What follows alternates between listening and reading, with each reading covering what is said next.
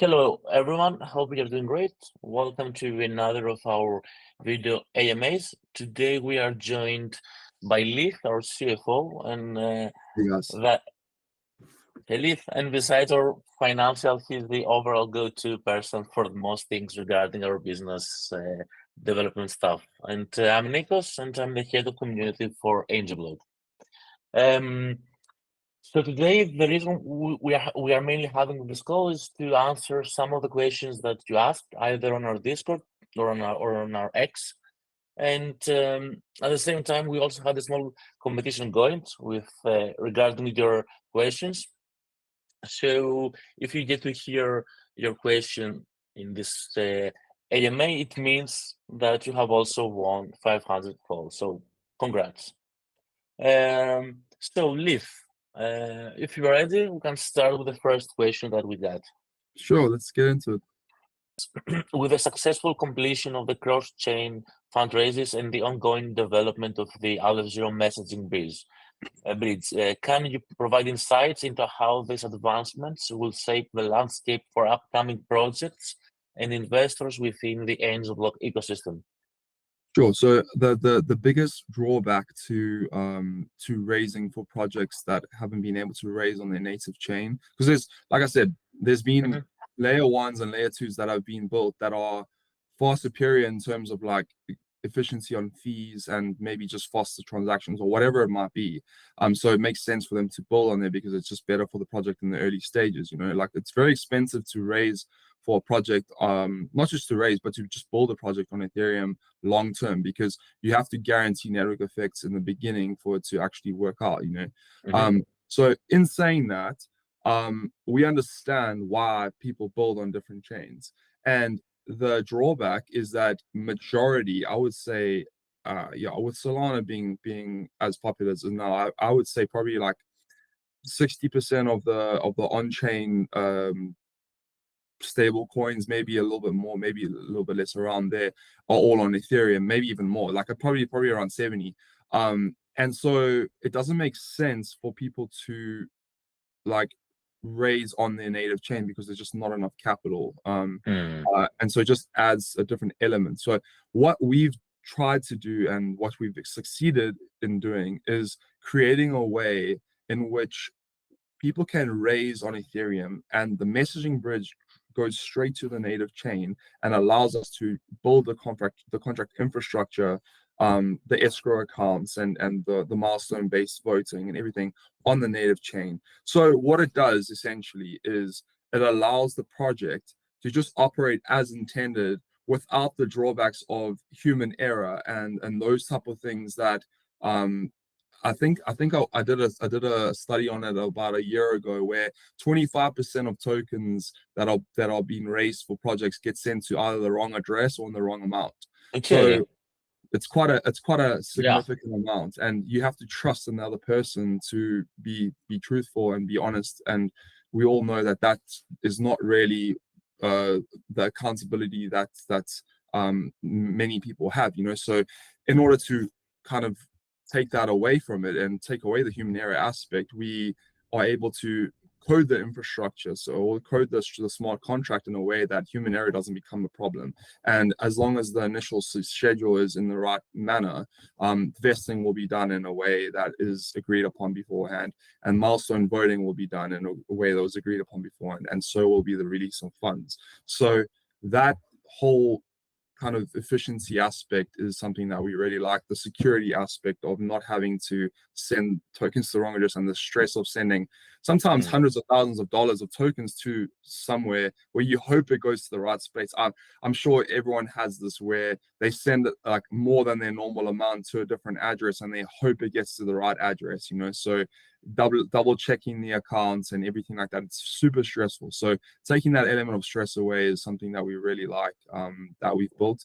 And yeah, like it's not only something that we think is going to be beneficial for obviously EVM compatible chains, but now with the Aleph Zero bridge, we can move towards non-EVM compatible chains as well.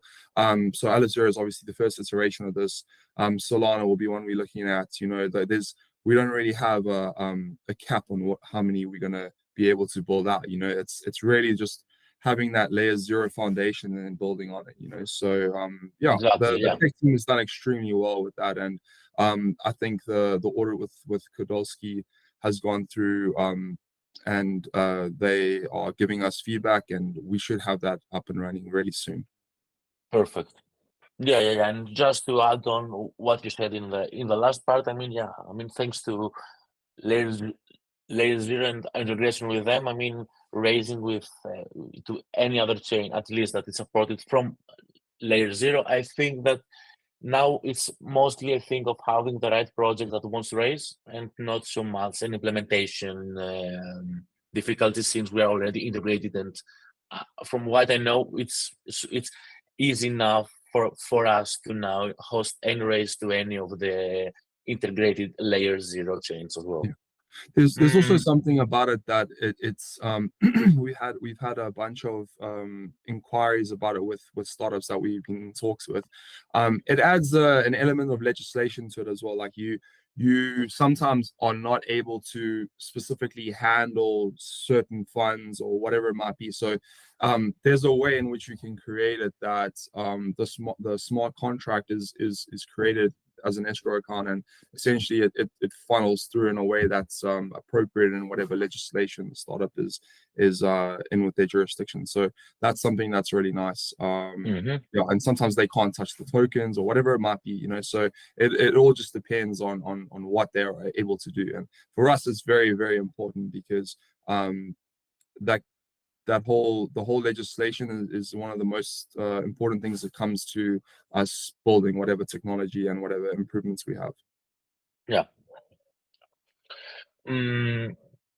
Now, off to the next one. I think it's a question that Alex had already answered it in the previous AMA, and I mean, we have also answered it like many times before, but I think now, especially that we have like a lot of newcomers into the community, I think it's important to always repeat this question, which is what makes AngelBlock stand out from the other fundraising platforms, and what special benefits does it offer to startup and investors? I mean, you already kind of talked about it within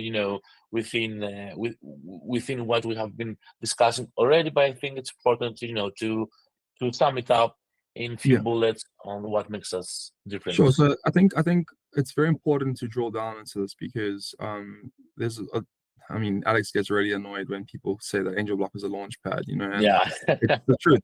It's not a launch pad. It's something totally different.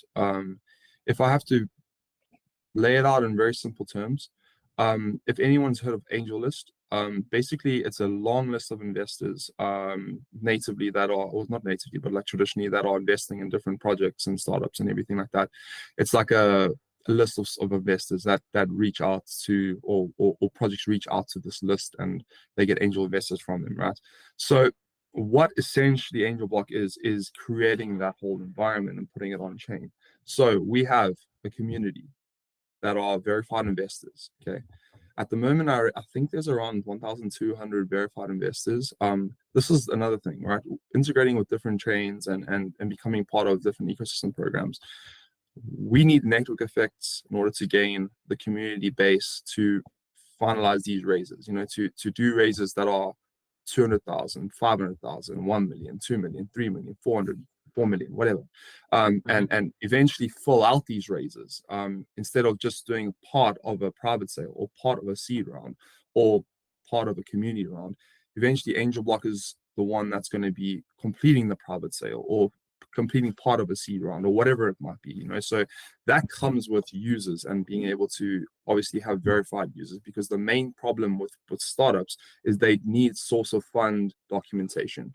So when it comes to traditional business, you need to prove source of funds in order to have anything, in order to have a bank account, in order to have your annual report audited. There's so many things that are very important from the startup's perspective, from a traditional business sense, right? So in order to do that, we need a community. And what happens when you add more and more people from different blockchains is you gain more users and you have more verified investors. So that's the one part, right? The other part is having startups.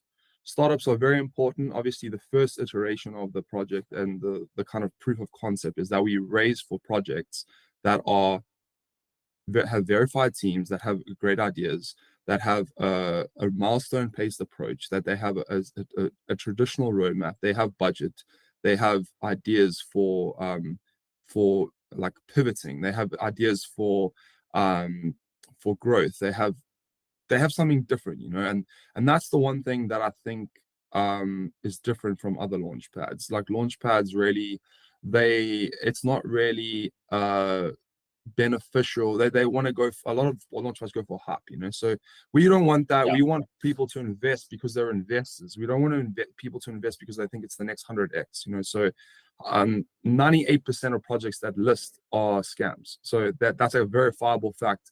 Anything on Uniswap that's listed, 98% of those are actually scams or rug pulls.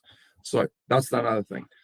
So what is AngelBlock Protocol? AngelBlock Protocol is a way in which we can communicate with the community or investors and pair them with startups that are looking to raise in a non-custodial way. So we don't hold any funds, okay? We don't hold any tokens. Everything's sent to escrow smart contracts. That's one thing that's very different than launch pads. We have a security aspect to it, where if you're on a launch pad and the startup rugs, you don't get your money back. Okay. Mm-hmm. With us, you have a security net or safety net, sorry, where if, say, for example, the project has gone through 25% of their milestones and we voted on it, and all of a sudden they just disappear, you can still get back 75% of the money that you put in, which is a whole lot better than getting 0% back. Okay. Yeah, of So course.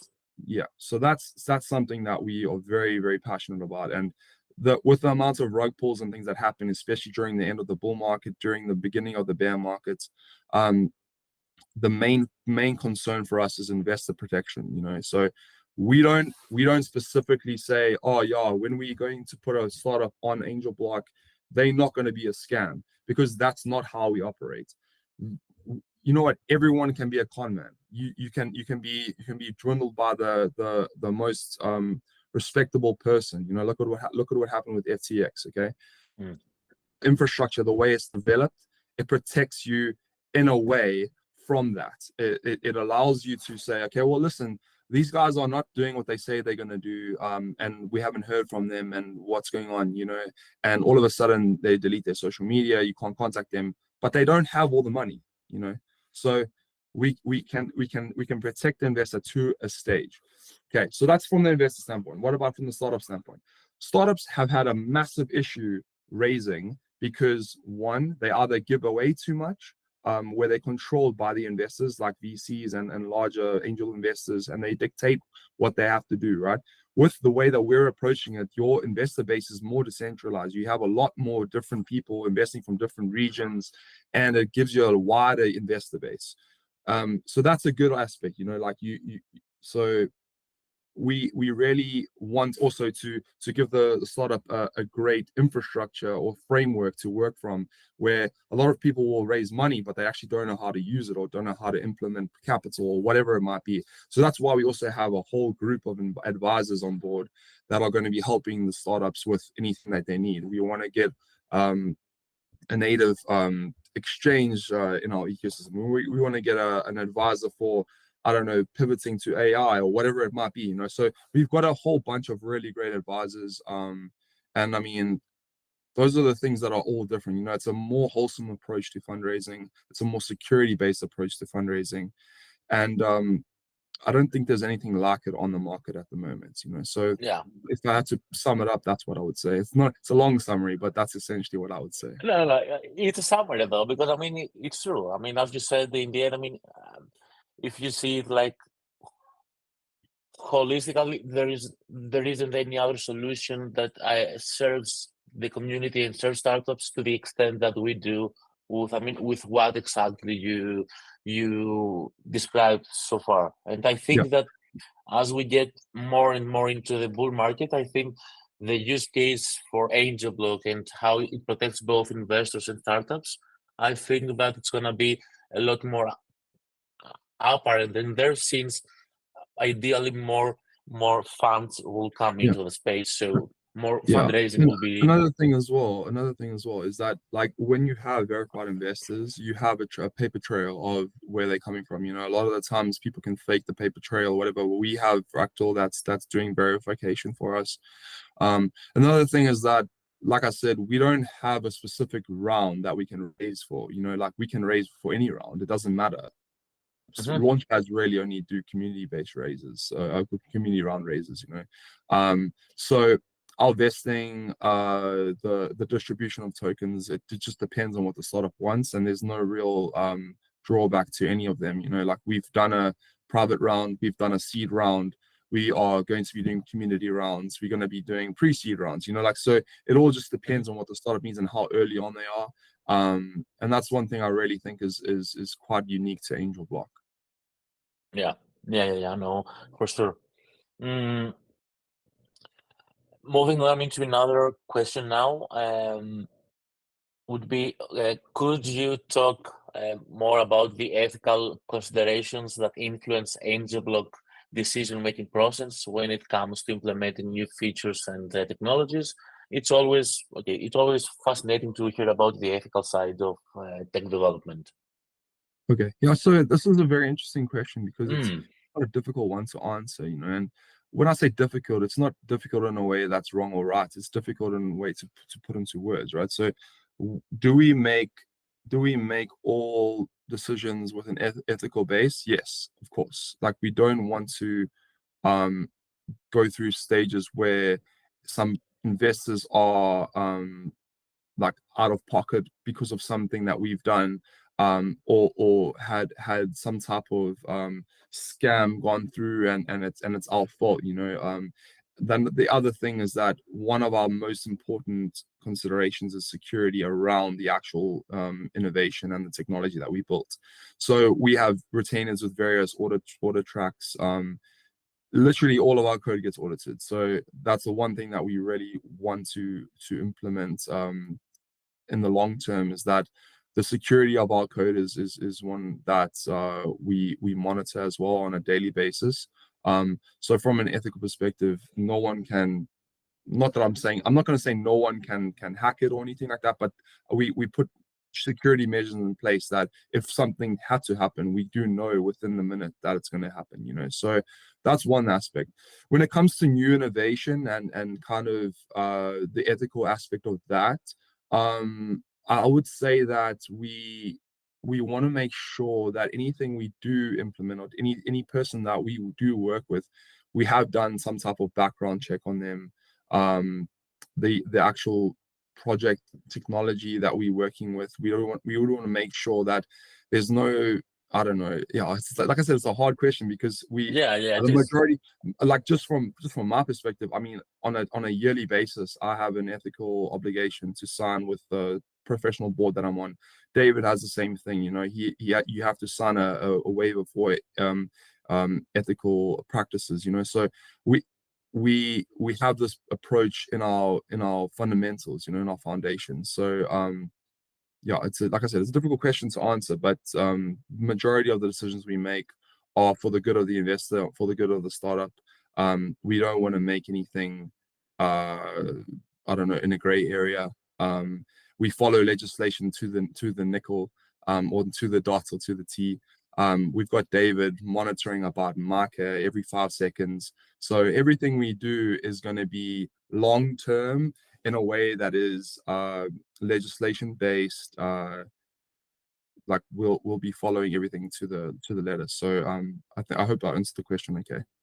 Yeah, I think it did. I mean, as you said, it's a very difficult question to put into words. I mean, at least my perspective is that, and from what I have seen from experience working with AB for the last year now, is that, I mean, in any decision we do, especially in terms of the protocols development, it's always ethical and according to the ethos of the blockchain, and of ideally of the the full decentralization of the platform in general, which maybe it's not an ethical answer to it's not like the ethical consideration, but I mean that whatever we do and the way we work, it's always by having people and what's the best for the project and for the community in general, Yeah. especially as we develop and as we 100%. grow. I think if I can put it into like one sentence, I think our approach is a very wholesome approach. Like we don't want to we don't want to put anyone in a weird situation, but also we're quite firm in the way that we approach it. You know, like Mhm. if startups are coming to us with various considerations that we believe are not going to be well received by the community, we'll tell them straight up. You know, so I mean, we probably one of the hardest projects to convince about certain things. So that's what I will say. Yeah. Moving on now to the final question that we have. Regarding AngelBlock's milestone approval process, how does the platform ensure fairness and transparency in the voting mechanism? And what measures are in place to prevent manipulation or bias? Yeah. Okay, cool. So this is a cool question because the voting mechanism and the governance aspect of the protocol is something that I really like. It's one of my favorite things actually. The reason being is because it gives on-chain fundraising the same power that happens in traditional worlds. You know, so when people buy shares in projects or not in projects in companies, so say for example you've got Nvidia shares or you've got Berkshire Hathaway shares or whatever you might have, you are essentially a shareholder, right? You have a right to go to shareholder meetings and to dispute things that are of concern to you. You know, so what's really nice about that is when you have a share, you have a say. Okay, you essentially own part of that company. What the milestone based approach for us is that when you have an ownership share of the project tokens, which we obviously dispute in our badges, you then have that specific portion of a say towards the project and how they get their milestones approved, and if you have any issues you can raise them and all that sort of thing. So we've seen it with Stable, right? Stable went through their first 3 milestones and they've had a repair plan and everything like that, and the first repair plan was the repair plan was approved, but the first iteration of the 4th milestone was rejected, and so they had to go through a repair plan. You know, so that just gives a whole lot of control to the investor, which is great because it allows the project not to just operate in their own way, and it operates in a way that the investors like, okay, well, I like the way that this is going, and they give their own opinion of how it's working. So that's what I really like about it. How do we stop manipulation? How do we stop people gamifying it? You know, or getting to a point where they can I don't know, manipulate the answers or the voting. So that's why we implemented KYC. KYC allows you to have one account that is specifically geared toward the mechanism of the voting, right? You can't have more than one account that's verified with the same ID. So that's one thing that we've done. Another thing is that we have an approach where anything under $1,000 you don't need to KYC. So people have asked, oh, what if I create 100 different accounts with non KYC, and I just invest with those. One thing is that's kind of a crazy way to go about it. But if you did want to gamify the system, then that's an approach that you could take. But the way that we kind of counteract it is that if you don't KYC, you don't get a mechanism. I'm sorry, you don't get a governance vote. So you can create as many accounts as possible and invest in as many accounts as you want, but you won't get a say in how the voting is operating because you're not KYC'd. Because the only way that we wanted to make sure that KYC was appropriate was that if you are KYC'd, you can do the voting. And if you're not KYC'd, then you don't have access to that. It's very much the same as how you vote in a political sense, right? You can't vote without an ID. So that's essentially how we went about it. And it allows us to have control over that, you know. The way I understand what people are saying in terms of manipulation, like what happens if someone invested like, I don't know, half of the money into a project and they vote on a certain way. Sure, it's the same as if you own 51% of shares. People can vote whatever the way they want, you know. So we can't really go in a more community-based way where one vote equals one investor, because that doesn't make sense. People who have more capital in the project should have a larger say. Yeah. So that's just how we operated it, and essentially that's the only way that you can manipulate it, is if you put hundreds of thousands of dollars into a project, or whatever it might be, so in I would say that the approach is a very wholesome approach. We've gotten to a point where people can't just make bot accounts and just, I don't know, game the system, like a lot of people do on like Twitter and Instagram and all those sort of things. Like a lot of these followers are fake and everything like that. We wanted to make sure that we actually dealing with real people, and when they vote, they actually have real concerns. And that's why we also added the suggestion aspect to it, like adding suggestions. So yeah, I will say that that's it. Okay, thank you, Lee, for the answer, for sure. And I mean, from what I have seen as well, so far, and especially with Stable, which is the project that has done the most milestone votes so far, I think that the feedback that we have gotten and the way people have the ability, to share their feedback, their suggestions, has been, I believe, really insightful, really helpful for both investors and and Stable in particular now as well. Yeah. Thanks so much to the community for the questions as well. I really enjoy getting into the details of the project. Like a lot of the time we're in the background and we working hard and trying to make sure the project is as successful as possible. But it's nice to just to get in touch with the community and make sure that they understand the approach that we're following. One thing I will say is that AngelBlock is really a project that is not only going to stop at like token-based raises. We're gonna get to a point where we have other aspects of the business which we're really excited about. We think in the next kind of 24 months, when the market's trending, and we'll definitely have a lot more attraction, and then we'll see what happens. Like we're really excited about the future. So yeah, for sure. And yeah, I mean, thank you everyone for watching this. We are certainly gonna have a lot of more this kind of format in the future. Thank you, Liv. And yeah, thanks, Nikos. See you later. Bye. Bye.